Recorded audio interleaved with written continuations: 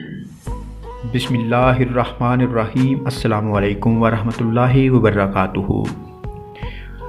امام علی رضی اللہ تعالی عنہ کی خدمت میں ایک شخص آ کے کہنے لگا، یا علی رضی اللہ تعالی عنہ، سونے کے بعد انسان کی روح کہاں ہوتی ہے؟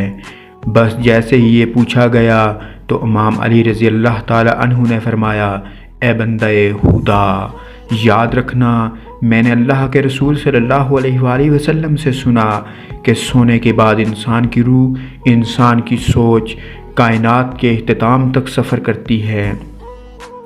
لیکن افسوس، انسان اللہ کے اس معجزے سے ناواقف ہے۔ تو وہ پوچھنے لگا، یا علی رضی اللہ تعالی عنہ، کیسا معجزہ؟ امام علی رضی اللہ تعالی عنہ نے فرمایا، اے شخص، نیند ایک معجزہ ہے۔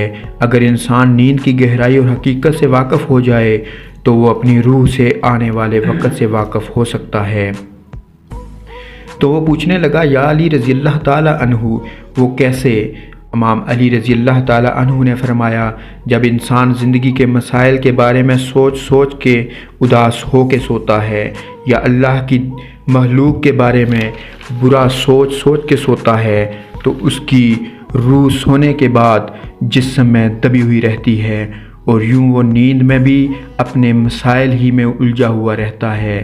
لیکن جو انسان زندگی کے مسائل کو درگزر کر کے اللہ پہ یقین رکھے اور اطمینان سے سوتا ہے تو اس کی روح کائنات سے جڑ جاتی ہے، اور یوں وہ دنیا میں جہاں چاہے جانے لگتی ہے۔ تب بھی بعض مرتبہ انسان کو ایسا لگتا ہے کہ جہاں میں آج آیا ہوں شاید میں یہاں پہلے بھی آ چکا ہوں۔ دراصل اس کا جسم بھلے اس جگہ پہ آیا ہو یا نہ آیا ہو، لیکن نیند میں اس کی روح وہاں سے ہو کر آئی ہوئی ہوتی ہے، تبھی اس کا اثر اس کے دماغ پر باقی رہتا ہے۔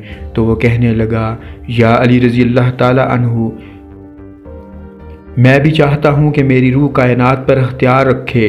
امام علی رضی اللہ تعالی عنہ نے فرمایا، اے بندہ خدا، اگر تم یہ چاہتے ہو کہ تمہاری روح کائنات پہ اختیار رکھے اور وہ چیزیں جو تم جاگتے ہوئے نہیں دیکھ سکتے وہ سوتے ہوئے دیکھ سکو، تو سونے سے پہلے ہر اس انسان کو معاف کر کے سویا کرو جس نے تمہیں تکلیف دی ہو۔ کبھی بھی اپنے دکھ درد یاد کر کے نہ سویا کرو، اللہ پر یقین اور اس پر شکر گزار ہو کے سویا کرو۔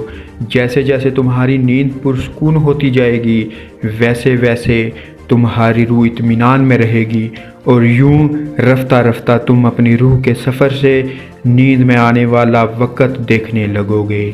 السلام علیکم ورحمۃ اللہ وبرکاتہ۔